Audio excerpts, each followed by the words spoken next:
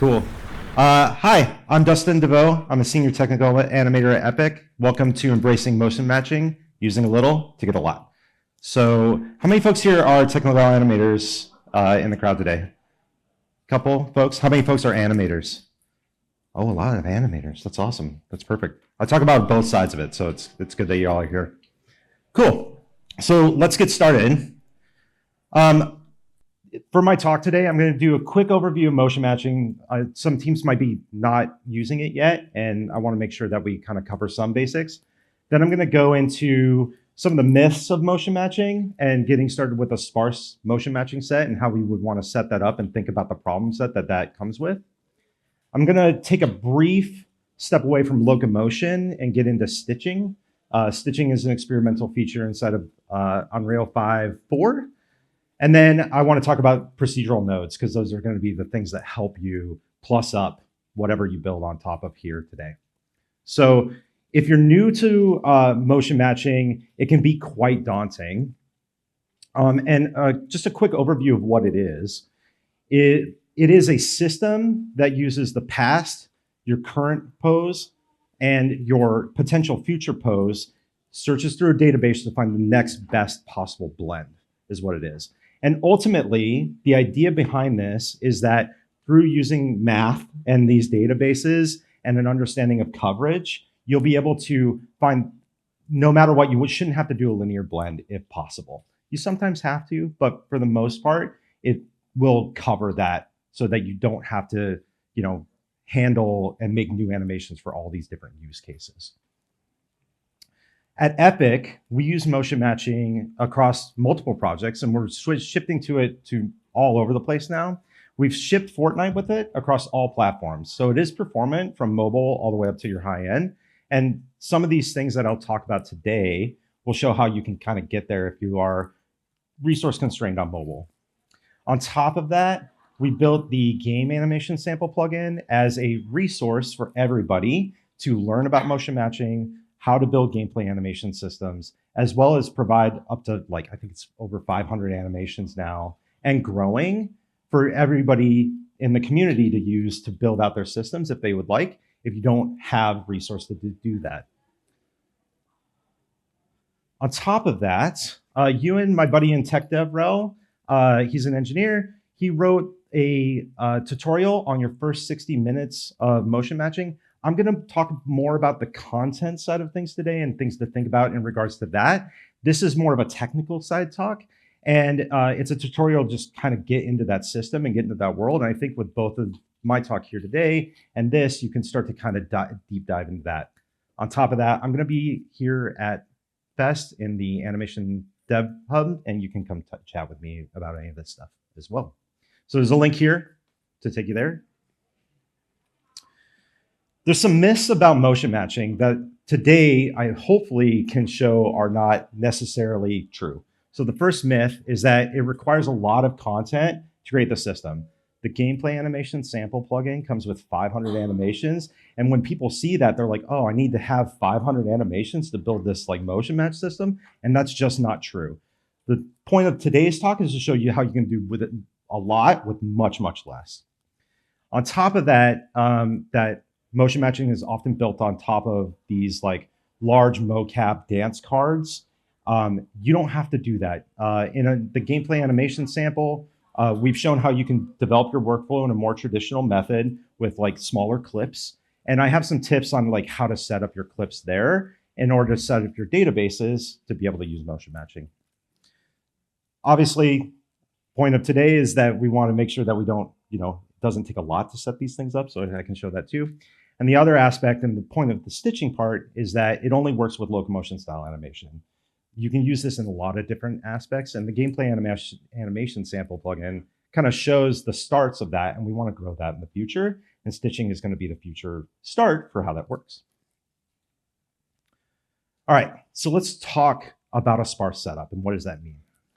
So we'll start with the gameplay animation sample as it stands today, and already we have a sparse setup inside of it as a LOD. So on the left, you can see the regular animation sample plugin. And on the right, you can see the reduced set LOD that you can see inside of the widget there. And I'm sorry, I'm blocking your path there. to be able to kind of reduce the overall animation amount. Today, this reduces it by about a quarter.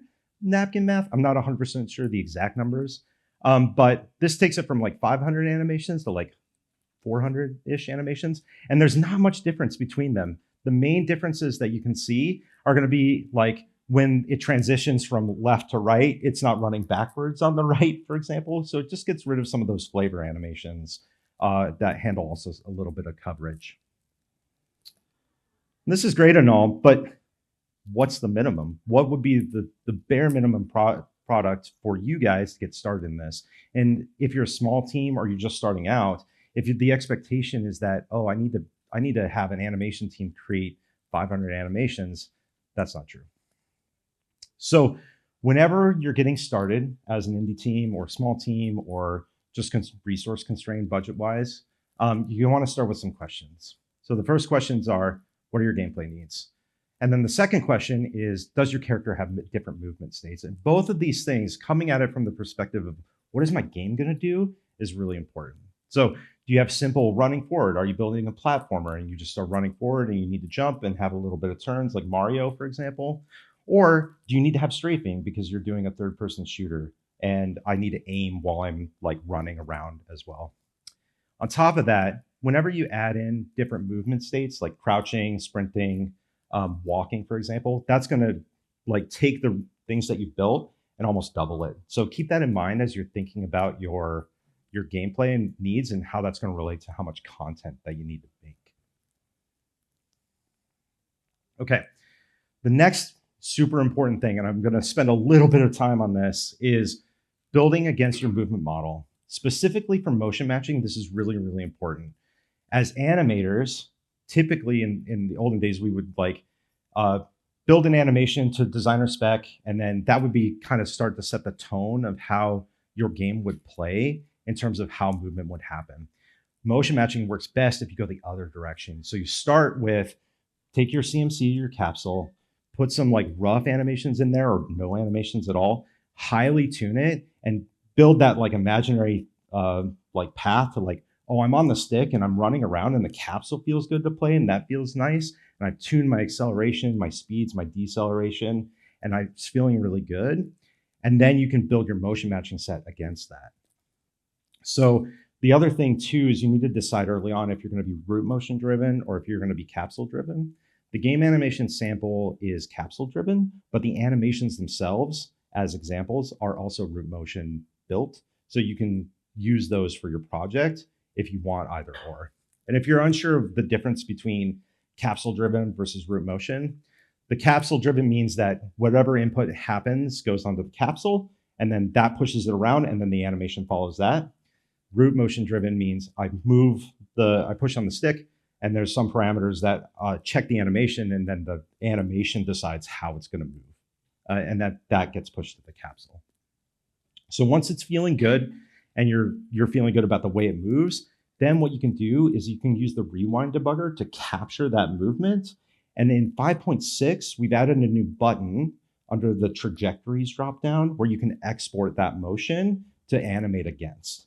So you can then animate against those curves. If you don't have 5.6, that's fine. You can still use the take recorder to capture that out. The basis of the tool uses the take recorder to do that. And ultimately, what you're looking for is you're looking to build that nice, smooth trajectory motion of your root there. All right. So once you've exported the animation and now you're actually animating against it, there's a couple things that you're going to want to think about.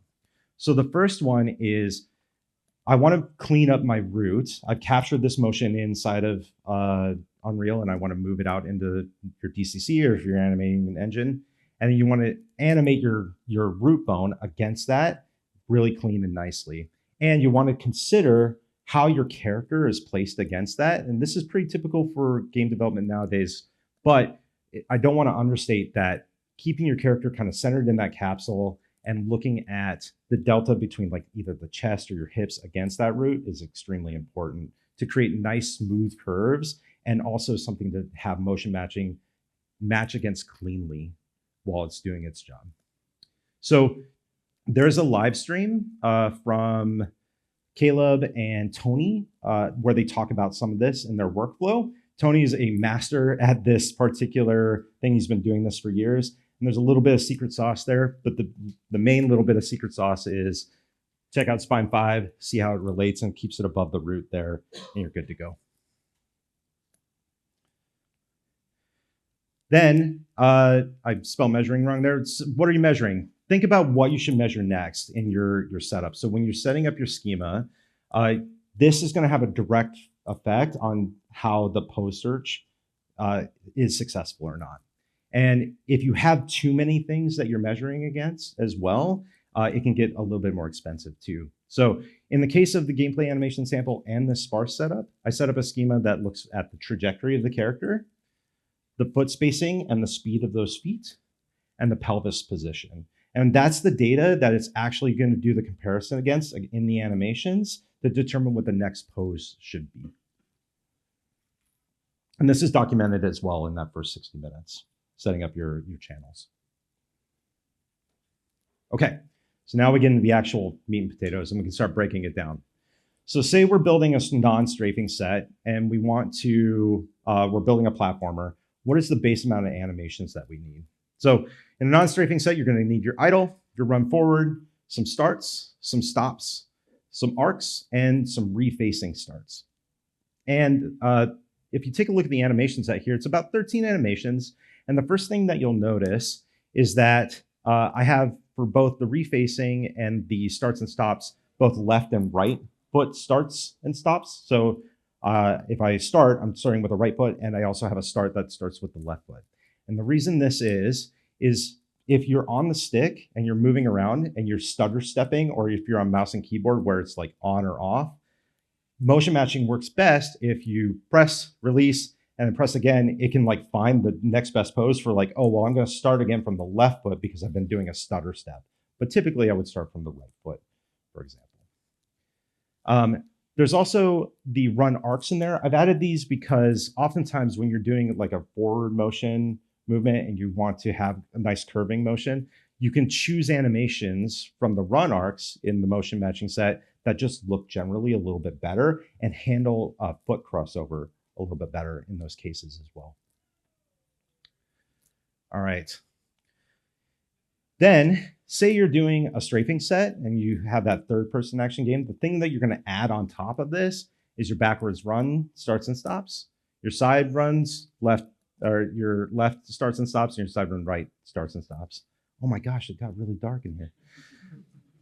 Am I illuminated? And that doubles the animation amount. So if you can imagine, you're having the same amount of starts and stops across things, but you're going to go in 3 more directions. And so you get up to 26 animations overall. So I'll pause here.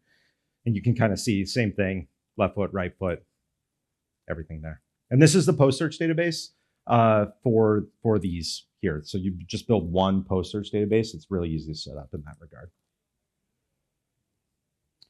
So what this means, and I don't know why I didn't start, is this on the left here is our regular locomotion from GASP with the 500 animation loco set and our extremely sparse locomotion set in that forward motion way without strafing. And you can notice there are some differences there, but it looks pretty good. So with just 13 animations, I have a foundation to build on for the rest of my production. Or if you're on mobile, for example, and you still want to use motion matching, you could ship with this, in my opinion.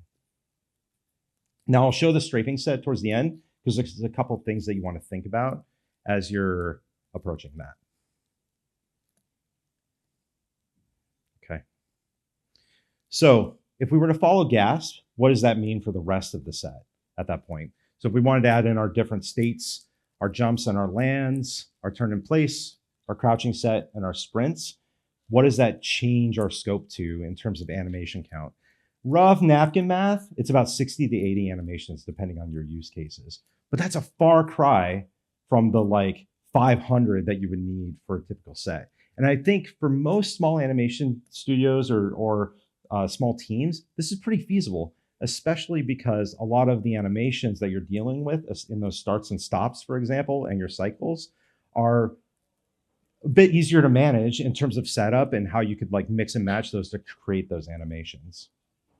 The other thing too is that you don't need to do this using mocap. You can do this hand keyed now. It's like feasible number of hand keyed animations, and you can do this stylized if you want to. There's no barrier to entry for what motion matching needs because it's just a system that checks that pose data.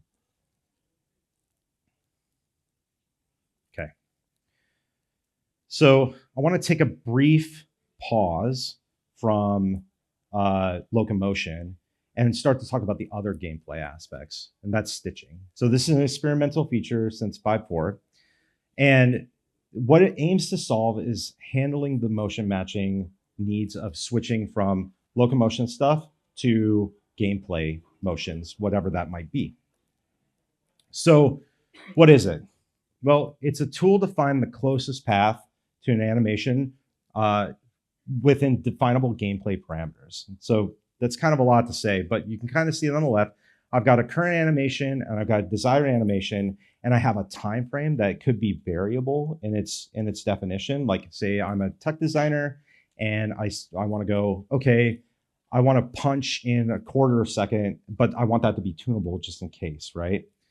This helps, and what it does is it will return back an animation to play in there instead of a linear blend, right? And on the border edges there of that pink bar, you'll have a tiny linear blend, like 0.01, 0.05, like tiny linear blends, just to, hey, you need them still. But overall, the idea is like, oh, I'm gonna put an animation that motion matching finds is the best to get from point A to point B. But there's kind of a problem. So this is the anim graph setup for how motion matching typically works. And you don't, if you follow GASP, you don't have to follow the kind of setup there. If you want to motion match against something inside of an anim blueprint, this is the blueprint for what it would generally look like. So I'll kind of break it down. In the middle top, there's the green node that says motion match there. And that's going to be the function that runs when you want to motion match against stuff. On the left, you have your assets that you want to search against. And typically this is going to be a post search database, but you can also motion match against assets as well. So say you have a chooser with a bunch of animations that you return back, you can motion match against those.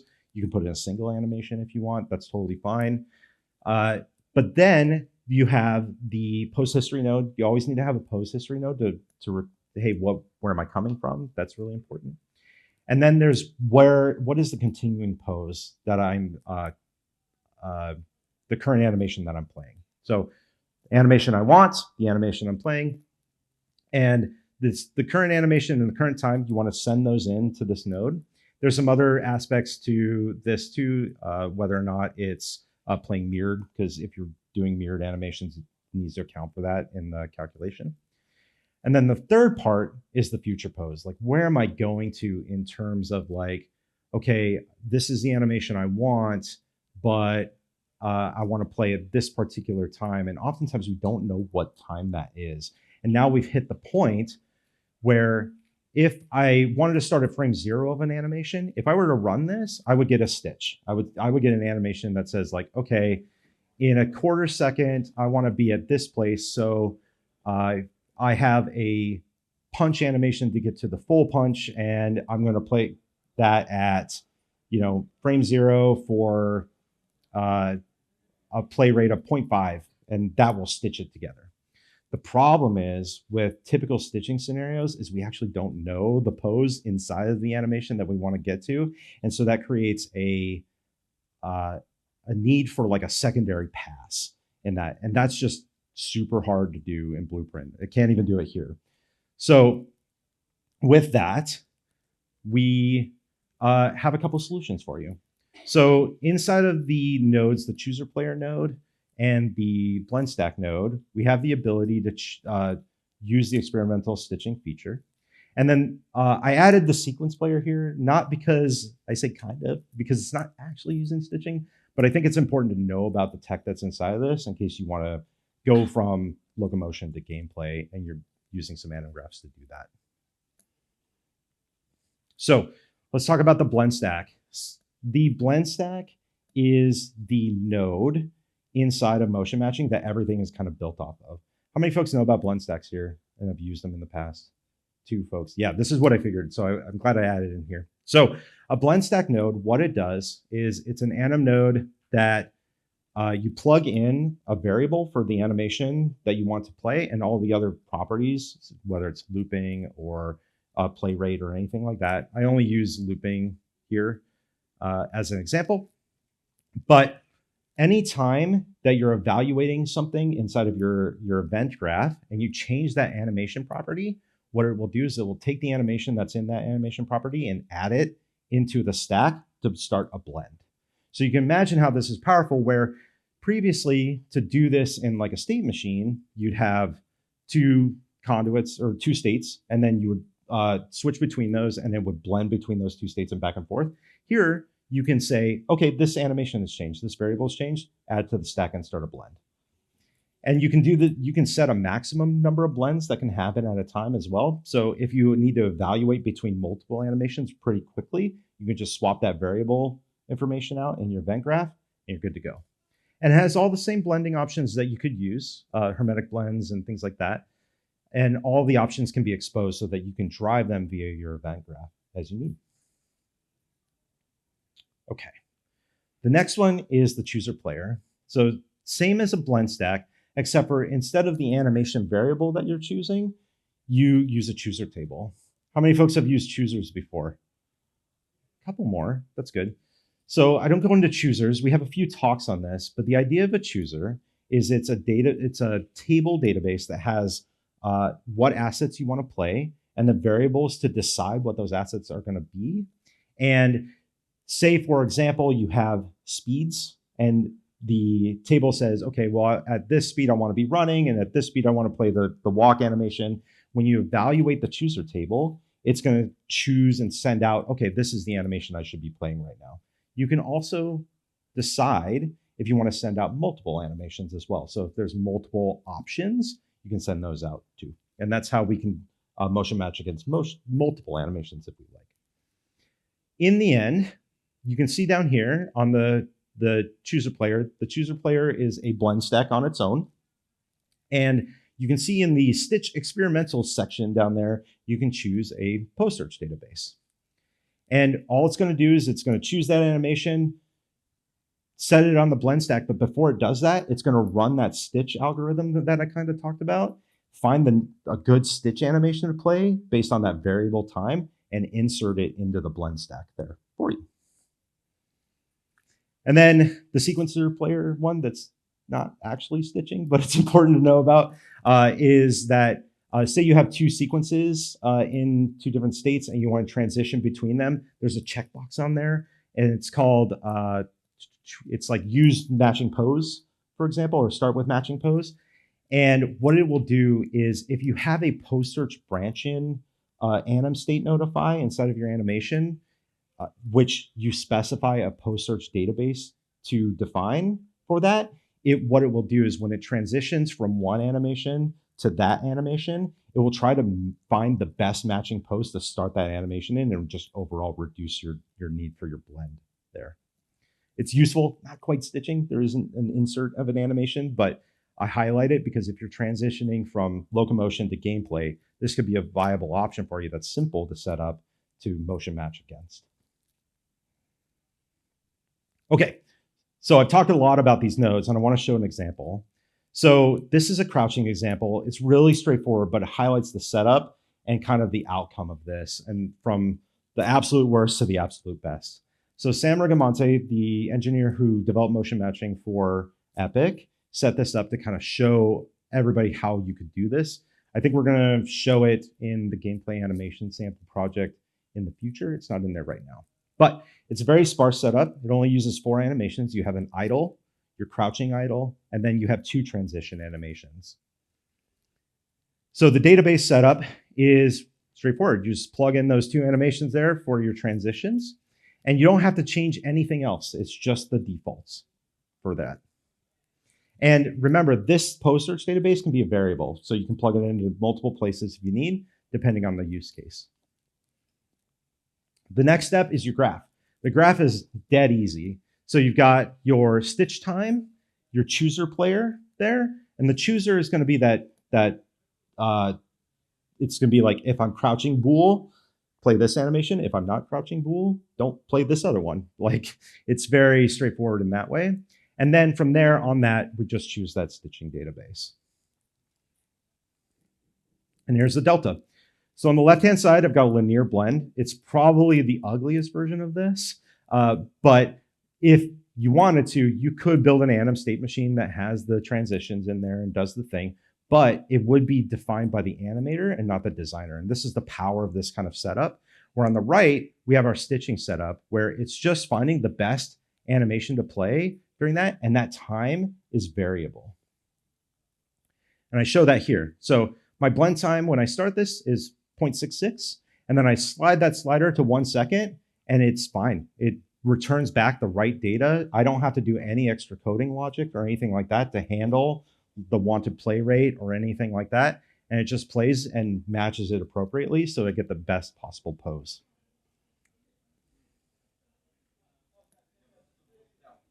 All right. So we're investing a lot in stitching at Epic. If you saw the Witcher 4 demo that was shown at Orlando, we use it there heavily, and we needed to develop some ways to handle transitions from locomotion to cinematics. And so in Sequencer, in 5.6, there's a stitch track that's available. And the idea is it uses the exact same logic that I just talked about to find the right animation to blend from any given position from how I enter a cinematic. If you can imagine the primary issue being like, I'm approaching this bench. Am I running towards it? Am I walking towards it? Am I coming from the left? Am I coming from the right? Do I jump into it? Like, that's, imagine having to build a graph that has to deal with all those scenarios. It's pretty tough. And on top of that, Sequencer historically has had a really tough time handling gameplay blends seamlessly to cinematics. It's been a tough problem. We are recognizing that, and that's part of the reason why we built this track.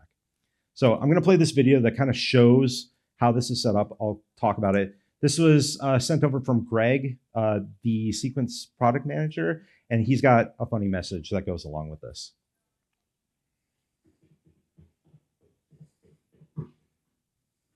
My name's Greg. What's your app?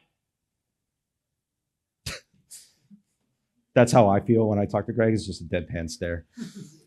But nonetheless, it's really cool. And the main thing to note there is that we were running up and the stitch track triggered, and it decided that the best transition was a walk-up animation that was more linear at that point. And if you can imagine in the future, we could have a different arcing path or anything like that. And the stitch track, depending on the pose database, would actually have all those options. Okay. So the final piece of the puzzle to make this even easier and better is procedural nodes. When you're dealing with a very sparse anim set with a reduced lack of coverage, you're going to run into visual issues, and quite a few of them. And the procedural nodes are here to help you add that little bit of fidelity into your motion to solve some of those fidelity problems. So there's 4 key ones that I use in the extreme sparse example here. The first one is offset root bone, then the steering node, the foot placement node, and the mesh space additive stuff. So kind of going through each of these nodes and how they function and why they're important to this setup. We'll start with the offset root bone. So this adds a tunable spring to your motion. And the reason this is really, really important for your setup is that oftentimes if you're capsule driven and you're mouse and keyboard where there's like not a lot of acceleration, or you have high acceleration gameplay that's responsive, as animators, we kind of fight against that because we want really nice motion, for example. So what this does is it allows you to have your capsule movement be really tight and springy and really responsive, while also just giving you a little bit of butter by taking the actor's root and moving it off of the capsule and bringing it back slowly over time on a spring. So you can see it here. This is the debug draw for this, and there's kind of a bit of noise in here, so I'm going to explain it. The blue ring is the capsule. that movement that's happening. And the green ring is the lag from the spring applied from the offset root bone. And there's a few properties associated with it. You can do it accumulated. There's a drop down in there to decide how you want that lag to respond. But it's a super useful node for creating just that, oh, I'm settling in the motion. I'm coming out of an explosive thing, but not too fast. And the other aspect that's really important for this is the steering node. So similar debug for this, but what the steering node does is it modifies the root motion to take your desired vector, which on, say, on a mouse and keyboard, for example, if I'm facing this way and I hit right, it's like 100% right. But motion matching would fail in that case, right? It will thrash a little bit because it doesn't understand 0 to 1 delta for checking your previous pose to the pose I want and being like, oh no, I need to somehow move this fast really quickly.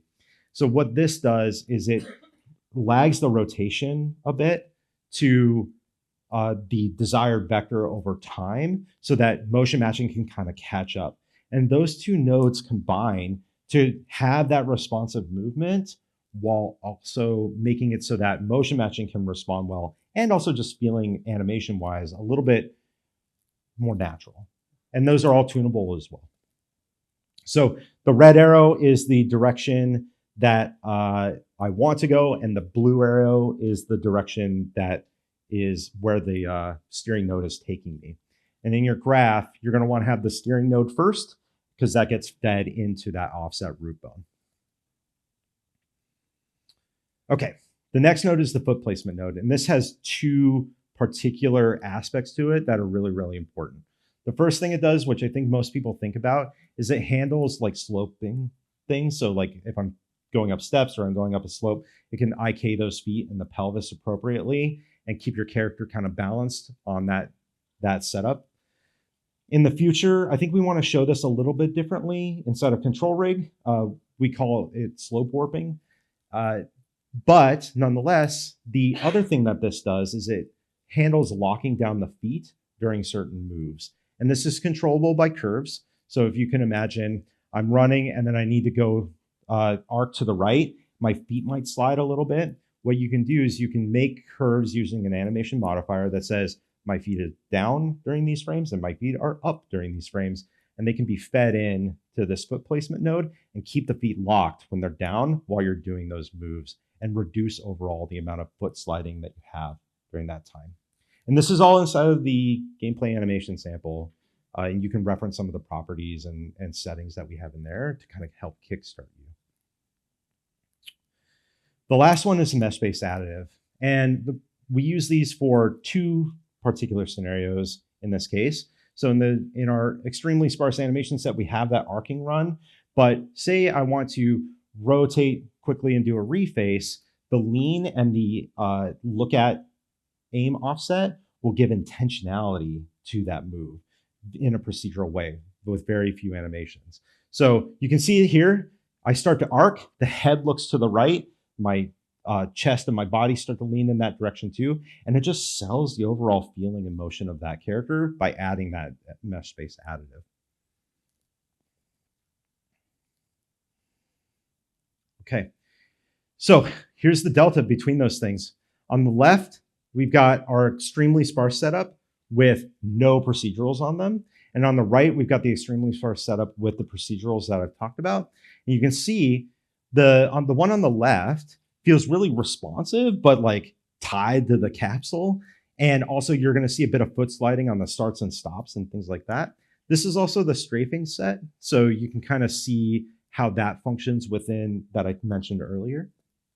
Whereas on the right, it feels, one, the character has more intentionality to what they're doing. Two, it feels more natural and the camera can kind of follow the character a little bit nicer. If you have players that are motion sickness, for example, this can kind of help with that a little bit.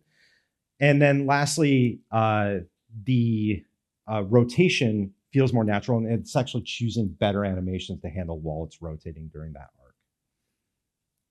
Keep this up for just a second here and keep staring at those differences. Okay, so we've done all this work.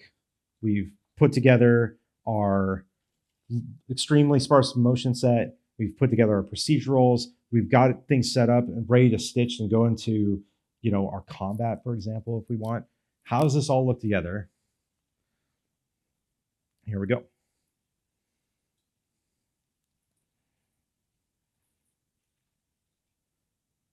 So here, this is 26 animations plus some jumps and the crouch set. So getting up to that 60 animation count, depending on the states.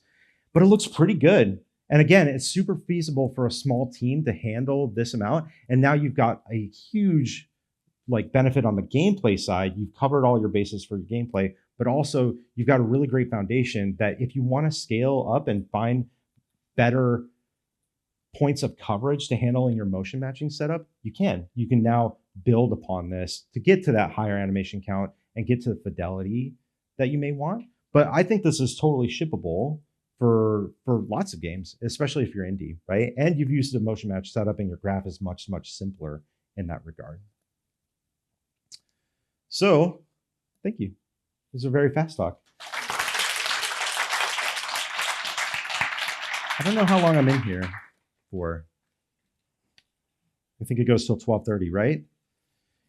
I think we have time for questions. Typically we would wait, but I'm going to open it up for questions if folks have some. Yeah. Does anybody have any questions? Yeah. Hello. Hi. Thank you for the talk. Yeah. So the post search database supports also adding the blend space and montages. Yes. So you can create more animations that just put it in a blend space and then put blend space into the post matching database. What case do you recommend on this and for blend space and montages? Yeah. So montages, I'll skip for just a second, but the benefit of blend space, if you were to use that, especially if you're doing walk and run type stuff, is that it just adds more coverage because it can search the blend space transition for a good animation pose as well. So if anything, the main thing for blend space is that I don't think it's going to reduce your overall setup or anything, but it will just add more pose coverage because it's just choosing more blends to have in that particular bit. Does that make sense? Yeah, thank you. Yeah. For montages, you can choose montages. I'm not the right person to answer that question yet, but we can find an answer for you in the future. But I think the main thing there is if you want to choose a montage to then network and force that through a particular slot, you can do that there. So thank you. Yeah. Anybody else? Hello. Hi. The animation is looking really delicious. Thank you for the talk. Delicious. I love that. That's yes. great. You can almost smell it. It's a beautiful cake. The question I have is is there any case study or tips for any animation on non-bipedal characters? Yeah. So we hope to have a kind of example of that, but I've seen a couple of cases. So the main thing is when you're handling your root to your chest effectively, because oftentimes it's the chest is the center of the capsule, make sure that that's really maintained. I've seen cases where it comes from the pelvis to the root, but then your rotation is in the back and not, if you treat the biped or the quadruped as a plane or like a boat, you kind of want to come from that kind of center of the mass area. So in terms of structure, maybe start there instead of coming off of the pelvis. The other part is when you're handling your pose search, you're going to need to care about both the front 2 feet and the back 2 feet. Can I get my slide deck back up? I'm going to go back some frames and just show the schema. Where are we at here? Schema. Okay, so when you're building your channels, one of the top channels that we have in this group channel here is this position channel.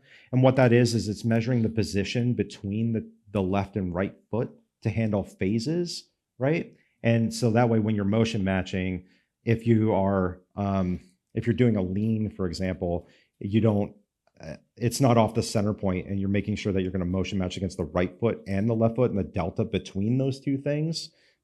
So for a quadruped, you want to use the same thing except for the back feet. and separate those two out. You don't want to motion match against all 4 feet. Because if you're going from a trot to a canter, for example, in your animations, you're going to want to make sure that your pose choice between the trot and the canter takes into account the differences between how the front locomotion moves and the back locomotion moves. And there's a really, really great talk on this from the Red Dead Redemption guys on how they did their horse, for example. It's a GDC talk. I highly recommend folks check it out. They talk about very specifically how they handle motion matching with horses there. But at Epic, we also did this for the Witcher 4 demo. And I don't have much information on that particular thing, but I hope it's something that we can provide in the future. Thank you. Yeah, in the back there.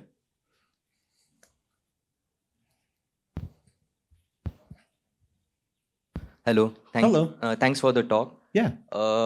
Firstly, I would like to thank you because you actually solved a issue which we were facing, which is of the keyboard. As you said, the value jumps from 0 to 1 on the keyboard. The lag helps. It's a nice workaround. Great. Awesome. Yeah, my actual question is, it's not related to motion matching or anything. It's just a future. Is it a possibility? Mm-hmm. So as we can see, the generative AI space is getting pretty dang good. Yeah. So is there a possibility in future where we can give a, let's say, a image pose, and I can prompt it into the engine and it can give me a base animation for, let's say, crouching state. Then I can put in a standing pose. I can get the prompt in and it'll give me a standing idle animation, and I can blend it between the motion matching.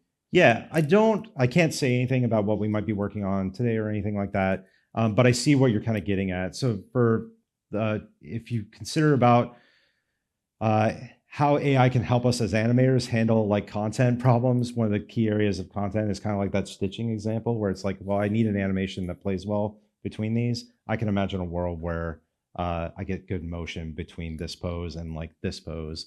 Exactly. It's nicely. like you won't need 500 animations. Based on some sort of training. But yeah, I have no information about that. Unfortunately, I am not a researcher guy. I kind of understand the concept, but I haven't delved into that area before. But I can see how that could be possible in the future. And if that's something that you guys are looking into, definitely share your work with folks out in the world. I think other teams would be curious about how that would work.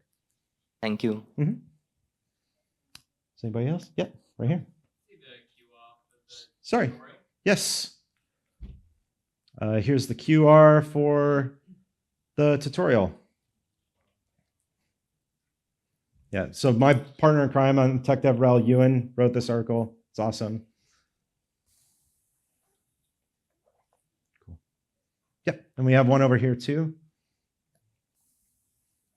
Thanks for the talk. I'm not a game developer. Sure. I'm doing cinematics mainly. Yeah. And I am a sole person. I don't have a team. Mm-hmm. How suitable do you think this is for somebody like me who wants to put in human animation? It's not the center of the theme, but it just adds to realism, and I'll be animating myself. Do you think this is the right? Yeah, so where I think this works best inside of crowds, if I'm understanding your question correctly, would be like, say I have a bunch of crowd folks in the background and I want to animate them and just put them on a path and have them just play the right thing. This could be a good setup for you because then you don't have to worry about setting up all the individual tracks for those characters. You can just set up at like, hey, go down this path, and the animation will take in the speed and trajectory of the character and choose the right animation in those cases. It's really good for that. Motion matching was really developed with gameplay in mind and handling the issues that come with building giant state trees and things like that. But it doesn't mean that it can't be used elsewhere. In terms of cinematic work, oftentimes you're saying, hey, play this particular animation, and on your like hero characters and your scene characters, this doesn't really help too much with that unless you're doing some sort of like, oh, I'm interfacing with a game team and I want to handle that stitch, for example. But if you are building crowds, this might be a place where you can actually do it. And motion matching is set up in a way that you could handle crowd work and keep the cost low, like I just talked about here. And this is what we did for Witcher 4 as well, that demo that we did.